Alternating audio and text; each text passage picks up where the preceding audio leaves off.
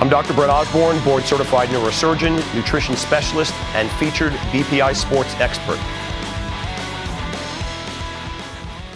This leads into now, we talked about in the beginning, what's the difference really between low-carb diet and a ketogenic diet? And my definition is, in a true ketogenic diet, your body's producing ketones. And the ketones are going to help get you over the hump, give you that energy, fuel your brain. So now, let's say that we're not in a full ketogenic diet, we're in a modified ketogenic diet. Our body is not producing a lot of ketones, but we're in a great fat burning state. So we're losing weight, but we don't have the ketones. Now comes exogenous sources of ketones, BHB. So let's talk about what BHB is for a second. Right. So there are three types of ketones that are produced in the liver after your liver glycogen is depleted in this very, very rapid overloading, if you will, fat burning state. The three types are acetone, acetoacetate, and beta-hydroxybutyrate. That's it. There are three. The reason why people have that sweet smell on their breath when they're on a traditional ketogenic diet is because you're smelling the acetone.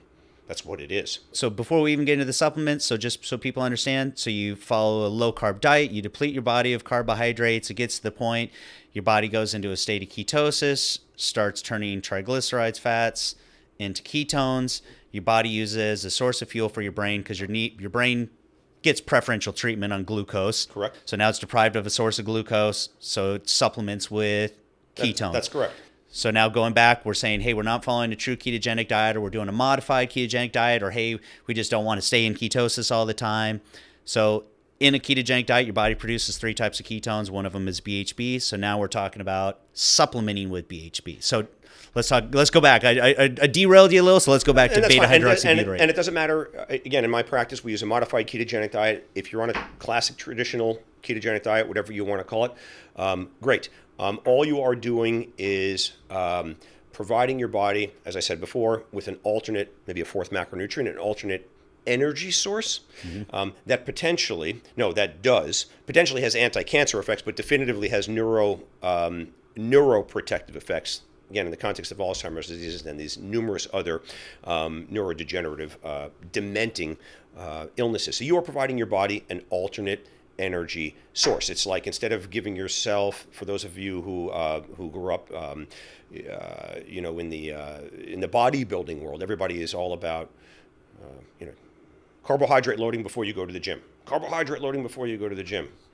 I would argue and say, depending upon your rep range, and we've had this conversation before, and your goals, I train exclusively on a fast. So what do I use? I use Best Pre-Workout, which has caffeine, beta-hydroxybutyrate.